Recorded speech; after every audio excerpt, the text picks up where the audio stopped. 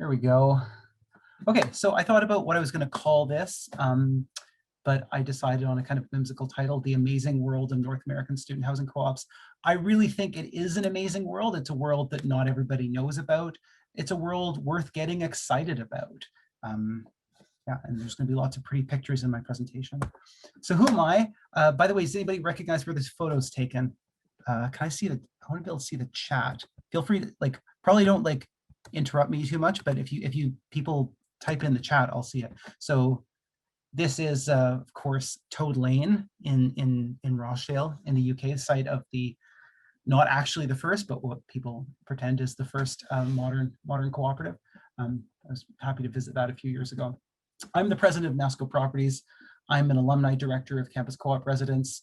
I'm members of lots of committees, and I have lots of titles, and I'm just very, very involved with things, and have been since, especially over the past decade. How do I make this go to the next slide? Okay, I'm actually, yeah, so what is NASCO? I'm actually not going to start by talking about that.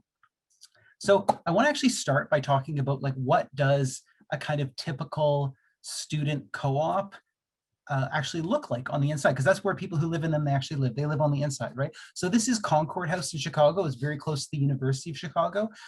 This was built by, NASCO was really heavily, I'm not going to go through the details, NASCO was heavily involved in the development of this co-op back in the late 80s and early 90s.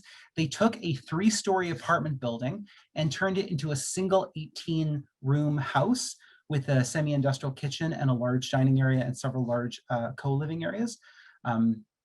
And yeah, it's awesome. It's an awesome place to live. The people who live there, they're all great, and they take responsibility for the management of their house, and they eat together, and it's a really wonderful place to live. Co-ops are really about the spaces where people live, right? It's your house, it's where you live. And the difference between living in a co-op and living in a kind of typical apartment, and I know you can have apartment co-ops, but that's not what I'm talking about. I'm talking about congregate living style co-ops, which are often student housing co-ops, but not necessarily. They're often converted from other kinds of buildings, or you kind of repurpose the way an old mansion was set up to basically make it feasible for maybe 20 or maybe 30 people to live in that space and function as a group, function as a unit together. So you end up with these large dining halls in the basement with wonderful murals. And the murals are actually really important because they're one of the ways that the people who live in these spaces experience psychological ownership over them.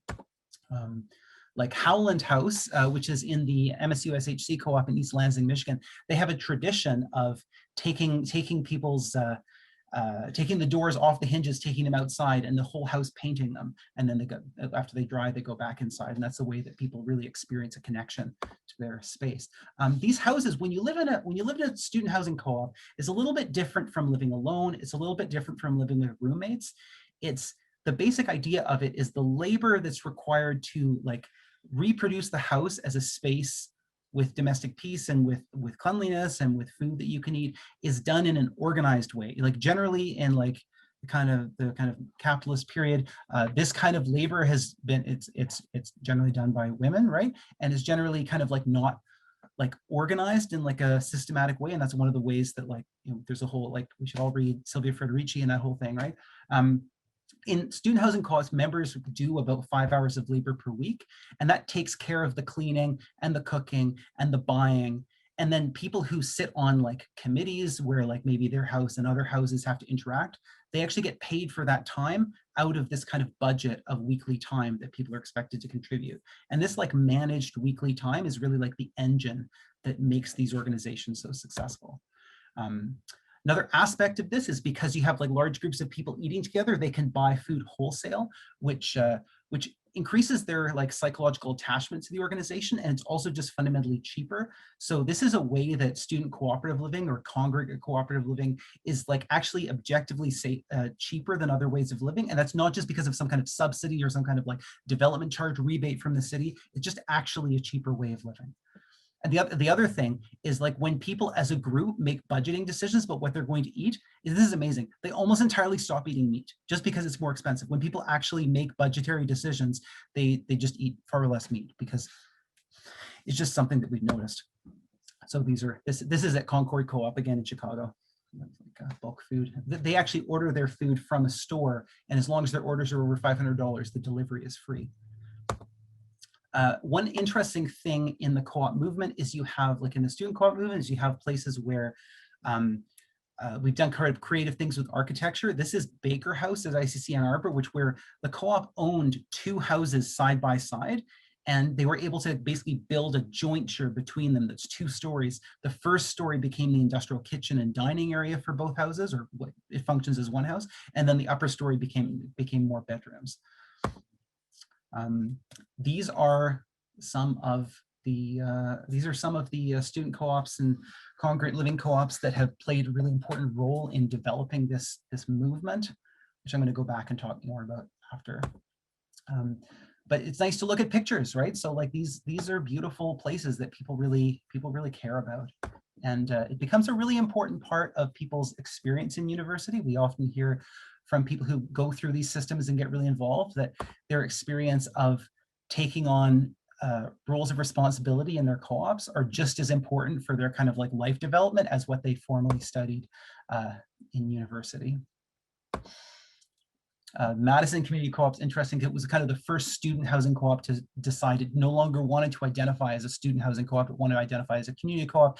And this was basically part of kind of social justice orientation towards playing like a larger role in the housing market than just housing students.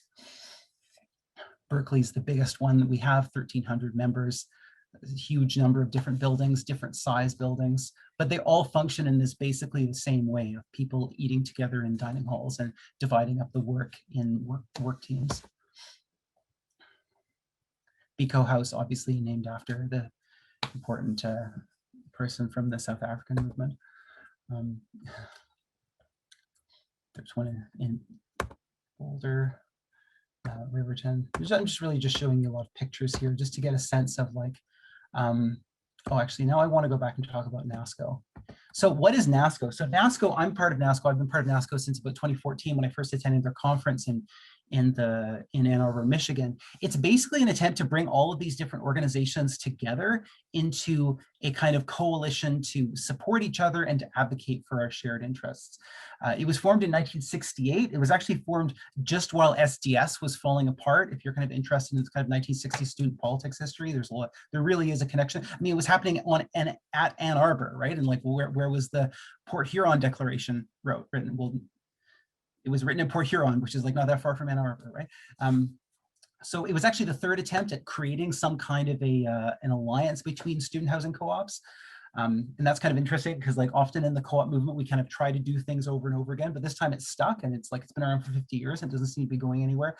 This annual institute we hold every year is like pretty, it's a pretty amazing kind of source of energy just to have kind of people who are really excited about their co-op from maybe 50 different co-ops all meet together for a weekend and learn from each other. That's really how I got really excited about this movement. For my first like 7 years of being involved in campus co-op, I thought co-ops were kind of boring and just had kind of a bunch of technical local problems and weren't really part of some larger social justice movement. It was really getting to meet co-op activists from so many different orgs that got me more excited.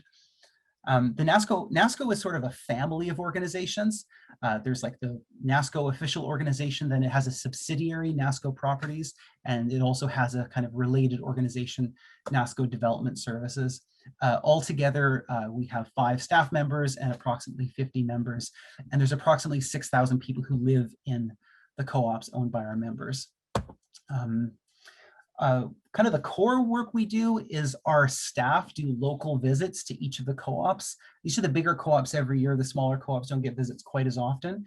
And we find that those visits are really important for the education and training of the staff and the officers of the member co-ops. We also organize an annual staff and managers conference. Also, I already talked about Institute. And we organize a cooperative internship network so that members of our members can apply for internships at kind of mission-aligned organizations. Usually, I think we're back to this only being open to co-ops. So it's a way that students can get internships in the cooperative sector, and that's quite a successful program.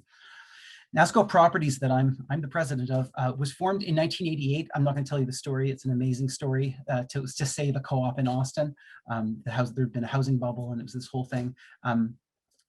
what it basically is a co-op of co-ops. We have 7 leasing co-ops that lease 15 buildings from this kind of land trust, which they operate functionally, they're totally autonomous.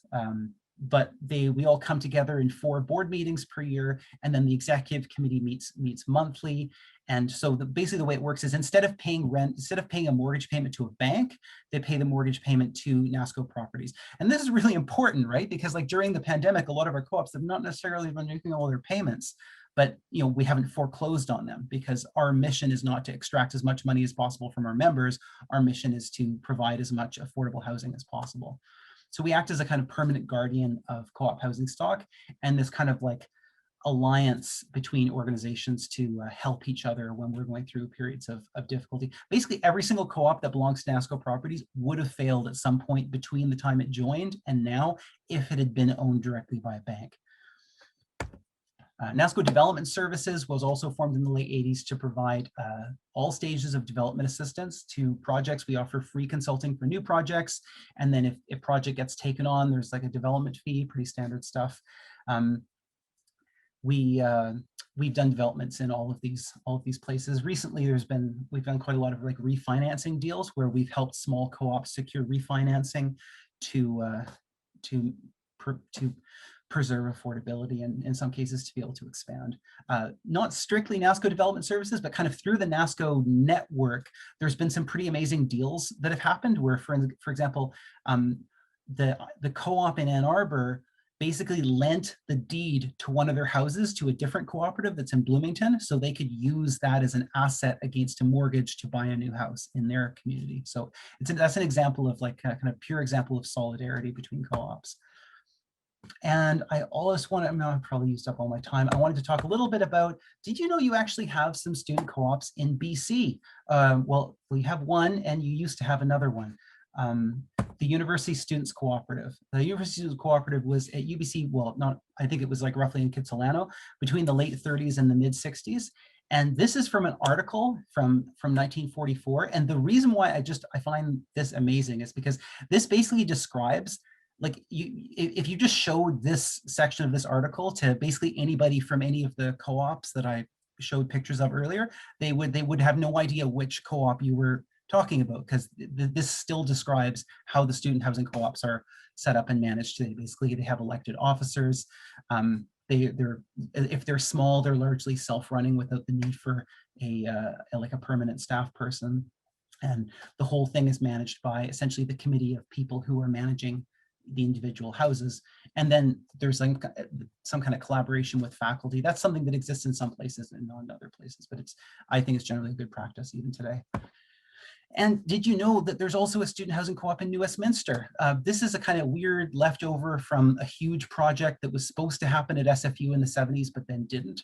But they sort of had this like prototype project, which just continued to exist. So it's, I've never been there, but as far as I can tell from their website, it's very similar to other student housing and congregate living style cooperatives.